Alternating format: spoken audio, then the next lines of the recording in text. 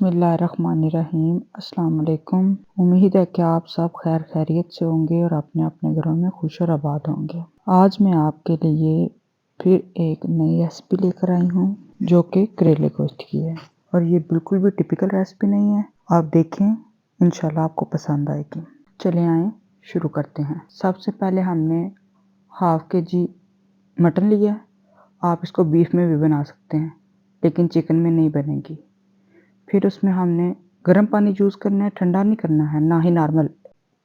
Make sure कि जब भी आप मटन या बीफ को उबालें तो हमेशा गर्म पानी इस्तेमाल किया करें।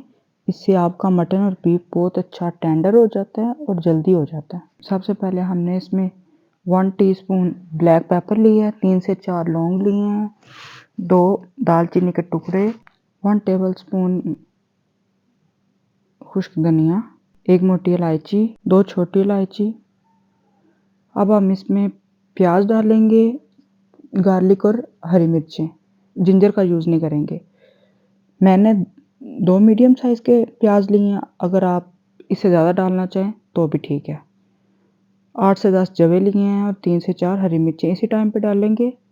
फिर 1 से 2 भुनाई के टाइम पे डालेंगे। ये इतनी मज़ेदार रेसिपी है, आप एक बार बनाएं। जो ये करेले गोश्त नहीं खाता वो भी खाएगा, इवन कि आपके बच्चे भी खाएंगे। अब हम इसमें ड्राई स्पाइसेस डालते हैं। नमक 1 teaspoon, red chilli flakes 2 teaspoon, हल्दी हाफ टी स्पून, ज़ीरा 1 टेबलस्पून,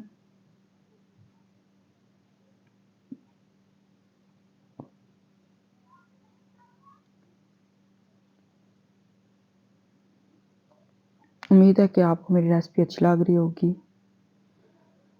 आप अपने हिसाब से पानी चेक कर लें। मैं तो कुकर के बगैर ही बॉयल करूँगी क्योंकि ये रेसिपी ऐसे ही बनती है और इसका मज़ा भी ऐसे ही है। अगर आपको कुकर में बनाना है तो फिर आप उस हिसाब से कर लें। अब इधर हमने पहले इसको फुल बॉयल देना है। जब बॉयल आ जाएगा फिर उसके बाद हमने इसकी फ्लेम मीडियम टू लो कर देनी है और मैक्सिमम 30 टू 40% हमारा मटन डन हो जाएगा तो फिर इसमें हमने करेले डालने हैं, उससे पहले नहीं डालने हैं। 25 मिनट्स के बाद मैंने देखा है कि मेरा मटन तकरीबन ये देखें 30% डन हो गया। अब इसी पोजीशन पर मैं इसमें करेले डालूंगी। अगर आप कुकर में बना रहे हैं तो फिर आप ये सारी चीज़ें इकट्ठी डाल देंगे।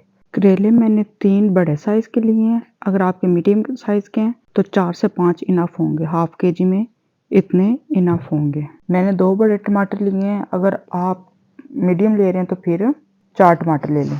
इससे ज़्यादा भी डाल सकते हैं, बहुत मज़े का टेस्ट होता है। आप एक बार अपनी फैमिली को बनाकर खिलाएं। ख़ास तौर पर आप अपने वालिद साहब को, हस्बैंड को देखिएगा, आपको बहुत ज़्यादा तारीफ़ मिलेगी। बहुत मज़े के बनते हैं।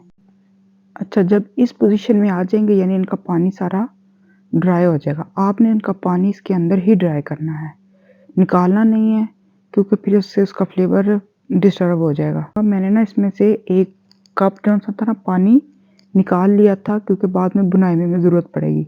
आप भी 1 कप या 1 गिलास, बस इससे ज़्यादा नहीं निकालना। बाकी सारे पानी को इसके अंदर ही ड्राई करना है। मैंने ऑयल और देसी घी दोनों का इस्तेमाल किया। आप सिर्फ ऑयल यूज़ करना चाहते हैं वो कर लें, देसी घी यूज़ करना चाहते हैं वो कर लें। ये आपकी अपनी मर्ज़ी है, अपनी मर्ज़ी के हिसाब से। अब इसी पोजीशन में मैंने नमक चेक किया था तो मुझे नमक कम लग रहा था तो मैंने मज़ीद और 1 टीस्पून सॉल्ट और 1 टेबलस्पून ब्लैक पेपर डाला था। आपने इसी ही लेवल पे अपने स्पाइस जो उनसे वो बैलेंस कर लेने हैं क्योंकि इसके बाद आपने बस भुनाई करनी है और अच्छी भुनाई करनी है। एक बार याद रखिएगा, मीडियम फ्लेम पे इसकी भुनाई करिएगा, फिर बहुत अच्छा फ्लेवर आएगा इसका। अभी इस जगह पे मैं सिर्फ धनिया के डंठल डाल रही हूँ, अभी पत्ते नहीं डालने, ठीक है। और साथ एक ग्रीन चिली। आप अपना नमक मिर्च जो है ना वो अपने घर के हिसाब से बैलेंस कर लीजिएगा। फिर इसको भुनाई करके अगर आपको लगे कि आपका सालन नीचे लग रहा है तो फिर इधर आप थोड़ी सी जो आपने यखनी निकाली हुई थी ना वो आप इस जगह पे डालें, आपने सादा पानी नहीं यूज़ करना, ठीक है। वो डालें, डालकर फिर आप इसको कवर करके थोड़ी देर के लिए पकने दें ताकि ये अपना घी छोड़े।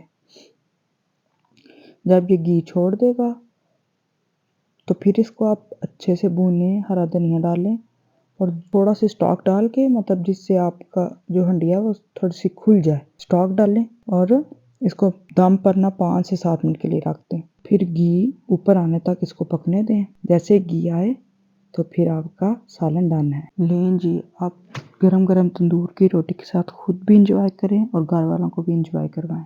एक यहाँ पर मैं आपको टिप दे दूं कि करेला जो सा है मैंने सिर्फ वॉश करके इसमें यूज़ किया था। कोई इसको नमक नहीं लगाया था, कोई नमक लगा के धोया नहीं था, कोई रखा नहीं था। ये ओनली मिथ है कि नमक लगा कर करेले को धोएं तो उसकी कड़वाहट चली जाती है, ऐसा कुछ भी नहीं है। सिर्फ सिंपल धोकर इसमें डालें। फिर उसके बाद अगर आपका सालन कड़वा हुआ तो आप मुझे नीचे आके कमेंट करिएगा और बताइएगा कि आपने जो कहा था वो गलत कहा था। लेकिन जी देखें कि मटन कितना अच्छा गला है और मैंने बस इसको मीडियम टू लो फ्लेम पे सारा रख के पकाया। अगर आपको मेरी रेसिपी अच्छी लगी तो लाइक करें, अपने दोस्तों के साथ शेयर करें। मिलते हैं इंशाल्लाह नेक्स्ट वीडियो में। फ़ी अमान अल्लाह।